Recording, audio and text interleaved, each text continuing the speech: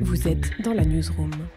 Bonjour, je suis Philippe Lemoine et vous écoutez Newsroom, le podcast des invités de la rédaction de Ouest France. Et aujourd'hui, nous recevons Noémie Merlan. Bonjour Noémie. Bonjour.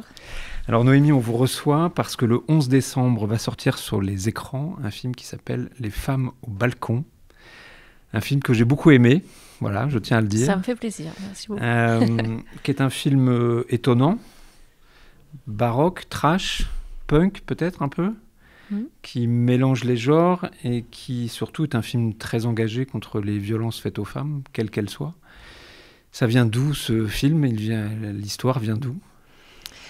Alors, l'histoire vient de choses vécues très personnelles, dont j'ai d'ailleurs un petit peu parlé dans les médias, mais il y avait il y avait plusieurs choses. Il y avait d'abord un besoin d'extérioriser toutes ces violences reçues et à travers un film, un côté cathartique en fait, dans cette approche. Il y avait aussi un besoin de raconter un groupe de femmes, de raconter la libération, de raconter l'amitié entre femmes.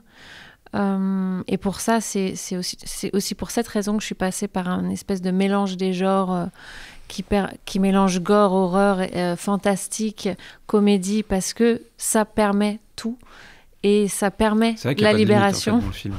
Voilà, et j'avais besoin, pour libérer mes personnages, que le fond et la forme soient ensemble, quoi. Et donc le mélange des genres permet aussi une sorte de presque de frôler, friser le mauvais goût, la vulgarité douce, des choses qui ne sont pas forcément attribuées au féminin, aux femmes. Ouais, je vous ai entendu dire dans des interviews que la vulgarité ne vous faisait pas peur et que souvent on avait presque interdit aux femmes d'être vulgaires.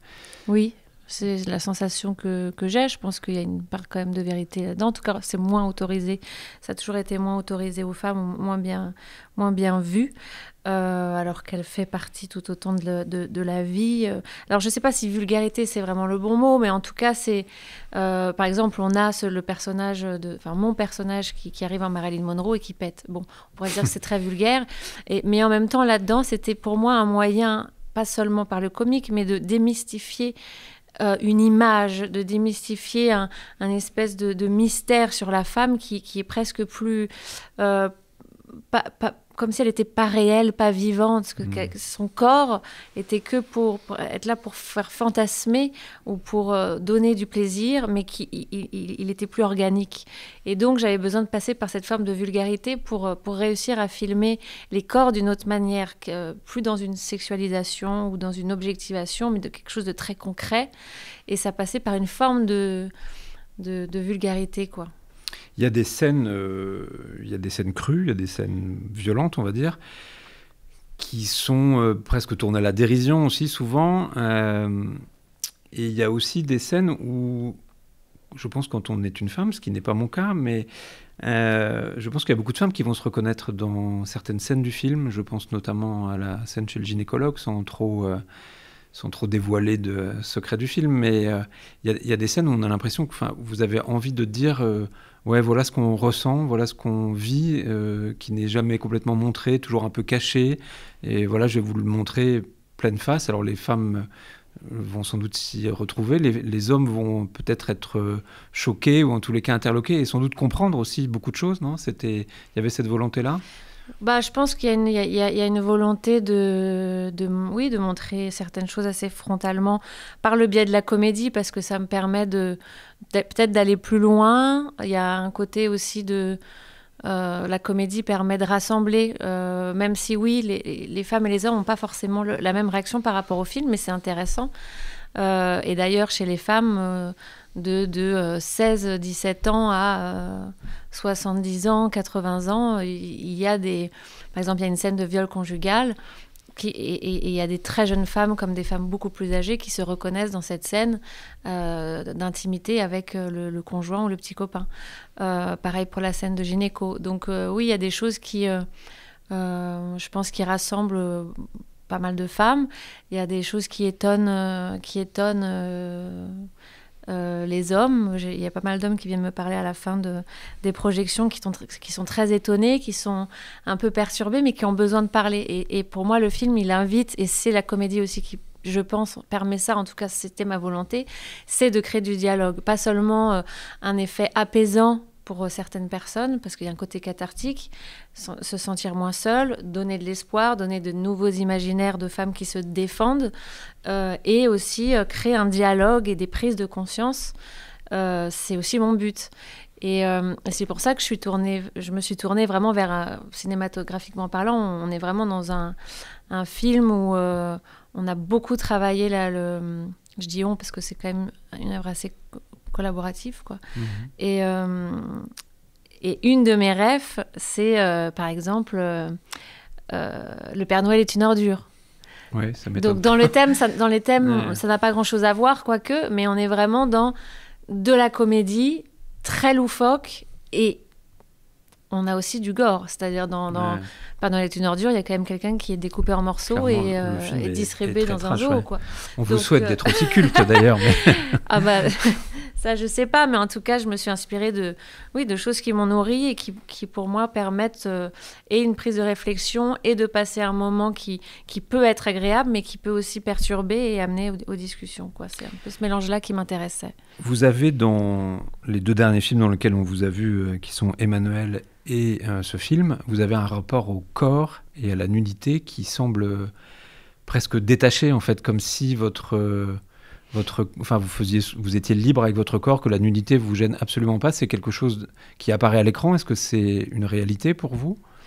Oui, c'est une réalité. Moi, le corps, que ce soit le mien ou celui des autres, je le sexualise pas. Enfin, c'est le regard c'est un regard qui va être un regard malveillant ou objectivant ou sexualisant ou peu importe, qui va me perturber, mais c'est pas mon corps. Au contraire, je revendique le fait de par exemple dans mon film, de pouvoir être torse nu comme un homme s'il fait chaud. Et je ne comprends pas le problème avec la poitrine de la femme, et donc je le dis, je le questionne, quoi. Il y a des garçons qui sont... Et d'ailleurs, il y a le voisin d'en face qui est interprété par Lucas Bravo, qui est un très bel homme dans le film et qui est torse nu. Et on voit que ces femmes-là sont excitées par cet homme. Le problème est pas de... C'est humain de pouvoir de parfois être excité par le corps de quelqu'un. Donc oui, d'accord, la poitrine d'une femme peut être excitante pour certains hommes hétérosexuels, mais le problème, c'est s'empêcher, se contrôler, pas... Voilà, donc il y a tout un questionnement par rapport au corps et au corps de la femme notamment qui m'interpelle, et c'est pour ça que je voulais pas me dire, ok, vu qu'il y a un problème avec le corps de la femme, je vais pas prendre le risque de les sexualiser, je les filme pas du tout nus. C'est pas vrai, ça fait partie. Nous, on a justement, donc avec Sanda Codreanu qui joue dans le film un des personnages, qui est une actrice extraordinaire que j'ai rencontrée au cours Florent, avec qui j'ai habité très longtemps entre femmes, avec d'autres femmes. La nudité fait partie aussi de notre quotidien, et il y a quelque chose qui est complètement détaché parce qu'il n'y a pas de regard dessus. On est libre, donc nos positions, la manière dont on va se tenir, dont on va se laisser aller, dont on va mettre d'une certaine manière notre corps au repos et notre esprit aussi. Pour moi, c'est hyper important de parler de ça, donc il faut le montrer, et c'est comme la sexualité aussi, il faut la montrer. Il faut juste réfléchir à comment la montrer différemment, de manière plus respectueuse et tout aussi, voire plus excitante. Je vous ai entendu dire dans une interview, je veux être une artiste, pas un fantasme.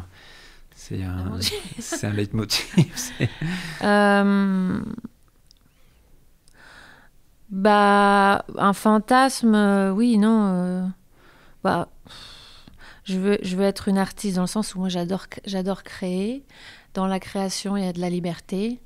Et dans le fantasme, on est enfermé dans le regard de l'autre. Donc, dans ce sens-là, oui. Et est-ce que ce rapport à la nudité vient du fait que vous avez commencé comme mannequin ? On connaît le rapport à la nudité.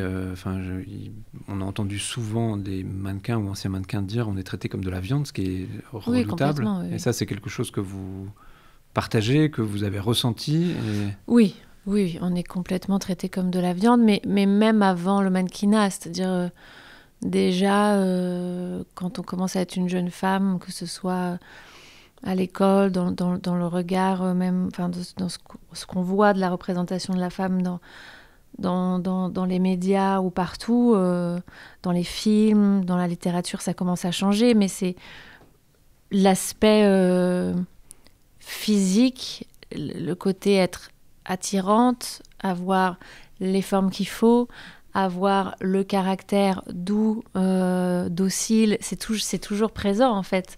Donc avant même le mannequinat, j'avais déjà cette inquiétude d'être d'abord un corps avant d'être autre chose, et que ce corps, voilà, alors toutes les femmes arrivent à s'extraire de ça assez rapidement. Moi, ça n'a pas été mon cas, par exemple. Et le mannequinat n'a pas aidé, puisque ça m'a enfermée encore plus là-dedans. Ouais. Et donc là, quand vous tournez ce type de film, c'est aussi pour vous une forme de... Vous parlez de catharsis tout à l'heure, c'est à cette dimension-là pour vous. À la fois, vous voulez raconter une histoire, il y a une forme de sororité, j'imagine, de message aussi, mais vous vous faites du bien à vous aussi. Je me fais du bien à moi, il y a un côté cathartique, il y a un côté aussi essayer de créer de nouvelles dynamiques, de nouveaux imaginaires.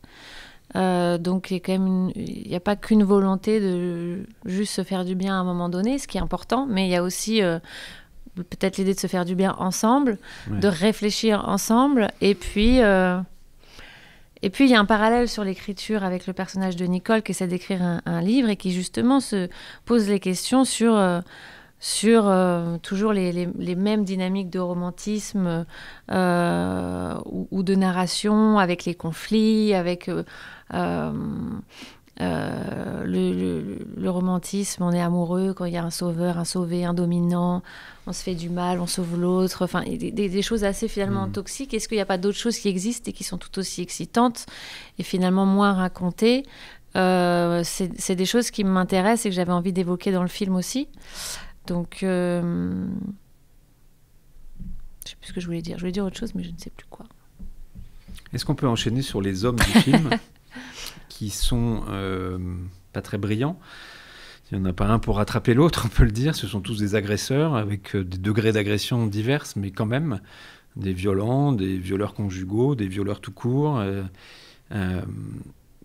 Est-ce que c'était important de ne montrer que ce stéréotype d'homme? C'était une volonté du scénario?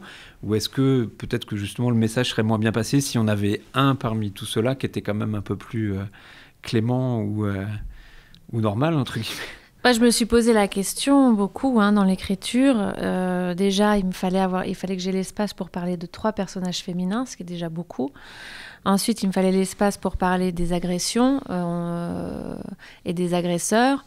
Et je pars du principe où, on a eu beaucoup de films avec que des hommes ou avec des hommes entourés de femmes qui sont ou naïves, ou bêtes, ou manipulatrices, ou méchantes, ou qui meurent toutes dans le truc, qui ont toujours... Des stéréotypes féminins à chaque fois. On a toujours réussi en tant que femme quand même à aller au-delà de ça et à savoir que non, on n'est pas toutes comme ça, ou que c'est un cliché, ou que c'est poussé parce qu'on raconte une histoire. Enfin, on fait on a une distance, quoi. Donc je pars du principe que les personnes qui vont voir le film savent que c'est un film, qu'on est dans une fiction qui est une farce, de l'absurde. Donc on pousse les curseurs. Donc on va pas dans le politiquement correct parce que c'est pas un film... même le genre n'amène pas au politiquement correct. C'est un film qui parle des agressions et des agresseurs et de ces femmes qui se libèrent. Donc, je pars du principe qu'on sait que pas tous les hommes. Et en même temps, si j'avais mis un homme qui n'est pas un agresseur dans le film, je parle même de micro-agressions, je parle pas parce que dans le film, il y en a, c'est juste des micro-agressions. Mais du coup, je me dis, en tant que spectateur masculin, peut-être que tout de suite on va se dire moi je suis celui-là, ce qui est fort possible, mais du coup est-ce que du coup on regarderait un peu moins les autres, c'est ça? Est-ce qu'on regarde du coup un peu moins en soi? C'est intéressant Est-ce que vous avez le sentiment que les choses changent quand même? Est-ce que MeToo a bousculé la donne? Est-ce que ça a changé les rapports? Est-ce que vous avez... Je pense que oui. Déjà, je pense que j'aurais pas pu faire ce film-là avant. J'aurais pas été épaulée pour le faire. Et puis, il a eu bon, il n'est pas encore sorti, mais il a quand même des belles réceptions de femmes et d'hommes aussi. Je pense que ça n'aurait pas été le cas il y a quelques temps non plus. Et je pense de manière plus générale, il y a une avancée à plein de niveaux. Et dans notre métier aussi, mais on n'y est pas encore, quoi. Je veux dire, il y a beaucoup. Et puis on connaît les backlash, on sait qu'on a souvent fait dans l'histoire, il y a eu beaucoup d'avancées et ensuite des backlash. Donc il faut toujours être vigilant et Sur les plateaux de cinéma, on en a beaucoup parlé ces derniers temps. Vous avez le sentiment que les choses ont évolué, que les scandales et risques de metteurs en scène tout-puissants, d'acteurs qui eux aussi se croient tout-puissants, et ça, c'est des choses qui sont aujourd'hui contrées, ou est-ce que... Non, pas du tout. Non, pas du tout. Mais tant qu'il n'y aura pas de choses mises en place vraiment sur les tournages pour éviter ça. Sarah Forestier en parlait bien par rapport aux assurances. C'est une chose. Alors, il faudrait que je rentre dans les détails, mais c'est un peu long. Mais il y a encore aujourd'hui, des problèmes d'harcèlement sur les plateaux. Pourquoi, je ne sais pas. Moi, je serais partie du principe qu'on pourrait avoir peur aujourd'hui, mais quand même, ça montre bien qu'en fait, c'est il y en a qui n'ont pas encore peur parce que peut-être qu'il n'y a pas vraiment de... Comment on dit, je ne sais pas si on pourrait dire justice ou de punition. Il y a des décisions de justice qui tombent quand même. Mais... En tout cas, ça continue sur les plateaux, puisque moi-même, récemment, j'en ai fait les frais. Donc, je sais que ça continue. D'accord. Je sais par d'autres personnes aussi que ça continue. Mais il y a plein de choses à mettre en place, dont ce truc des assurances, qui est donc, Sarah Forestier en a très bien parlé. En fait, à partir du moment où si quelqu'un a agressé quelqu'un sur un plateau, les gens ont peur parce qu'il y a beaucoup d'argent en jeu et donc cette personne n'est pas virée. Il y a plein de problèmes qui se mettent en place. Et c'est aussi que les référents, on est censé être obligé. Alors, il n'y en a pas toujours des référents harcèlement. C'est censé être obligatoire, mais ce n'est pas toujours le cas. Et souvent, c'est des gens qui font partie du film. Enfin, c'est toujours des gens qui font partie du film, et parfois, c'est même des producteurs. Donc, en fait, il devrait y avoir une distance. Ça devrait être un organisme qui n'a rien à voir avec la production, avec le film, avec l'équipe, et qui soit complètement neutre, par exemple. Parce que sinon, on ne peut pas facilement parler, et même la personne qui est référent à harcèlement ne peut pas vraiment interagir et prendre des décisions, parce que potentiellement aurait peur aussi pour son travail. Donc je trouve que c'est pensé bizarrement un peu, quoi. Donc c'est comme un truc de façade, mais ça... Ouais, pour vous, ça reste un truc de façade, c'est-à-dire que c'est quelque chose qui est montré. On parle des coordinateurs d'intimité sur les scènes de nu. Oui, mais il y a une volonté, mais c'est lent. C'est normal, faut changer les manières de faire, donc ça met du temps. Mais il y a un peu une idée, ok, on va mettre on va mettre une référent harcèlement, mais faut réfléchir vraiment profondément dans comment ça se passe, une dynamique de harcèlement sur un plateau, quels sont les enjeux, comment ça se passe, et pourquoi une personne qui est référent harcèlement, qui est producteur ou qui fait partie de l'équipe, pourquoi en fait c'est pas une bonne idée. Mais tout ça, je sais pas qui prend ces décisions, qui en discute, mais je pense que ça n'a pas été suffisamment discuté et pensé. Après, je sais que justement, on essaie de continuer de trouver des solutions. Est-ce que vous avez qu'est-ce qui peut faire changer les choses dans le cinéma, évidemment, mais dans ce rapport homme-femme? Là, on est dans une phase... Il n'y a pas que rapport homme-femme, parce qu'il y a aussi moi, j'ai des amis comédiens qui se sont retrouvés dans les mêmes situations de harcèlement sur des plateaux. Donc là, on n'est plus dans forcément que... Évidemment, ça arrive plus souvent. Des hommes sur des femmes, des agressions d'hommes sur des femmes ou des harcèlements d'hommes sur des femmes, mais pas que. C'est pas que ça. Mais qu'est-ce qui peut faire évoluer les choses? Coach d'intimité, déjà, moi, je trouve ça très bien. Mais pareil, il n'y en a pas vraiment encore en France. Il n'y a pas vraiment de formation par rapport à ça. Beaucoup de gens ne savent pas vraiment ce que c'est, donc ont peur et disent que ça comment dire, un peu empêcher la création, alors que moi je pense que c'est plutôt l'inverse pour l'avoir vraiment essayé. Travailler avec des coachs, ça permet de réfléchir aux scènes justement d'intimité, de sexe. Plus on se sent considéré, plus on se sent respecté et en sécurité, plus on donne. Moi, je donne plus quand je sais qu'en fait, je suis pas en danger. Je vais aller plus loin, même dans les scènes d'intime. Et puis de réfléchir en amont à une chorégraphie ou à des idées de comment montrer une scène de sexe. Y a des milliers de façons. On montre quasiment tout le temps la même chose, alors qu'il y a plein de choses à raconter, à réinventer. Et plus on a de têtes pensantes et on réfléchit ensemble, tout en ayant un réalisateur ou une réalisatrice qui, à un moment donné, va faire un choix, mais plus tout le monde est en sécurité et tout le monde parle et tout le monde cherche ensemble, mieux c'est. Donc je trouve au contraire que ça apporte plus de choses que ça n'en enlève. Est-ce que vous avez pris ce parti entre le choix de faire Emmanuel avec Audrey Diwan, puis ce film, c'est presque des films militants d'une certaine façon. Est-ce que vous n'avez pas peur, entre guillemets, par rapport à la profession d'être cataloguée la militante de la cause féministe, ou est-ce que votre spectre de film est toujours aussi large? Enfin, vous avez montré, notamment dans L'Innocent, que vous étiez capable de faire rire. Vous avez un rôle absolument génial dans ce film qui vous a valu un César d'ailleurs, mais est-ce qu'il y a une volonté pour vous et de vous dire, bon, bah, ok, je vais sur ce créneau-là, ou pas spécialement? Bah, je sais pas, le créneau, c'est quoi? Un créneau, entre Oui, non, mais je vois ce que je voulais dire, mais... On est dans un métier, et surtout dans un pays où on aime bien mettre les gens dans des cases, et ça devient un peu compliqué d'en sortir une fois qu'on est dedans. Non, mais c'est justement intéressant de parler de ça, c'est-à-dire le côté militant, politique, féministe... tout ce qui est féminin, mais même moi, quand j'en parle, on le rend particulier, alors que c'est aussi général que les histoires d'hommes, les sororités entre hommes, les films de guerre d'hommes,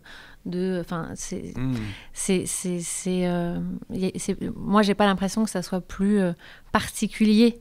Ça fait partie de nos vies. Moi, c'est des histoires qui font partie de ma vie de femme. Mon rapport à la sexualité, mon rapport à l'oppression, aux violences. Malheureusement, les violences sexistes et sexuelles sont quand même omniprésentes, donc c'est pas quelque chose de particulier, c'est malheureusement universel. Donc ce sont des histoires pour moi qui sont... en tant qu'actrice ou réalisatrice ou peu importe, j'ai envie de raconter des histoires qui m'importent, qui me touchent, qui résonnent en moi. Donc ça va plus m'intéresser de jouer ça que d'aller jouer dans un film où je vais jouer la femme du garçon et puis qui va l'attendre et puis qui va... Bon, pourquoi pas une autre époque, mais là, moi, je trouve qu'il y a des choses moi, qui m'intéressent plus, où j'aurais justement plus de choses à jouer. Et c'est en tout cas, c'est vers ça que j'ai envie de tendre, bien que je respecte aussi ceux qui ont envie de faire d'autres choses. Mais moi, c'est pas ça qui me fait pétiller, quoi. Je sais pas comment, qui me fait rêver. Donc voilà, mais ça veut pas. En fait, ça veut pas dire en plus militant. Forcément, ça devient militant et politique parce qu'on n'a pas encore complètement avancé par rapport à toutes ces questions-là, par rapport à la place de la femme dans la société et l'oppression patriarcale. Donc c'est militant, c'est politique. Mais ça peut être plein d'histoires, malgré tout. Les films féministes, en fait, sont des films de cinéma où on peut rire, où on peut avoir peur, où ça peut être des films d'action, où ça peut être, ça peut être des westerns, ça peut être c'est pareil, en fait, c'est pareil.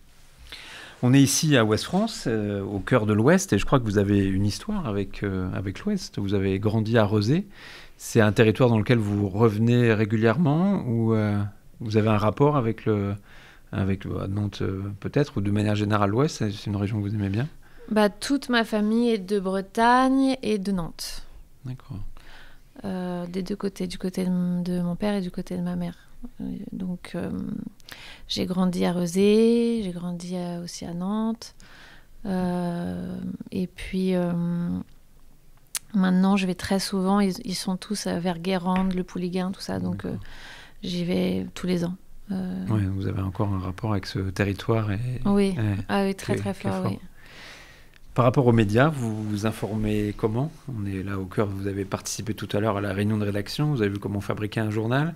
Je vous remercie d'ailleurs parce que c'était incroyable, je ne savais pas du tout que ça se passait comme ça. Et Vous avez une lecture régulière des médias? Vous suivez l'actualité ou au contraire, vous vous en protégez? non, en fait, j'ai toujours eu mais je le dis sans avoir honte maintenant, j'ai toujours eu du mal à lire. Peu importe que ce soit un roman, le support, même sur les téléphones, j'ai toujours eu du mal à lire. Je ne pourrais pas dire pourquoi. Ça ne veut pas dire que je ne m'informe pas, mais c'est vrai que moi, depuis toute petite, c'était par la télé, par l'image et le son. La lecture, j'ai toujours eu un problème. Mais par contre, Ouest France a toujours fait partie de... mon père lit Ouest France, même encore aujourd'hui. Donc ça a toujours fait partie, ça a toujours été là, quoi. Mais l'actualité, c'est vrai que moi, je passe plus par l'image et le son. Et vous la suivez régulièrement? Je la suis régulièrement, oui. Ouais. Oui, je la suis régulièrement. Et puis parfois aussi, je vais pas forcément sur une page, c'est aussi entre nous, entre amis, qu'on s'envoie les choses qui nous semblent importantes quand on a envie de se déconnecter, mais qu'on sait qu'il y a des choses où on a envie de savoir parce que ça nous importe, faut pas passer à côté. Là, on se fait un peu un filtre ami des choses importantes. Je sais pas comment expliquer ça. Mais, je vois bien. Donc le film sort le 11 décembre.